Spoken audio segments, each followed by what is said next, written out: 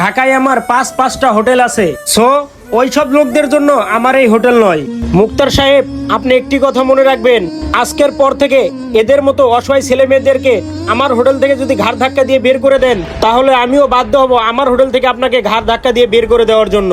মুক্তার সাহেব, আরেকটি কথা শুনে রাখেন, আমি যেরকম অসহায় ছেলে মেয়েদেরকে ভালোবাসি, আশা করি আপনিও এরকম অসহায় ছেলে মেয়েদেরকে ভালোবাসবেন। শুধু আপনি না, আমার হোটেলের প্রত্যেকটি কর্মচারী যেন এরকম অসহায় গরিব দুঃখী মানুষকে ভালোবাসে। আর একটি কথা শুনে রাখেন মুক্তার সাহেব, আমার হোটেলে যদি কেউ এসে ফ্রিতে খাবার খেতে চায়, আপনি তাকে ফ্রিতে খাবার খাওয়াবেন।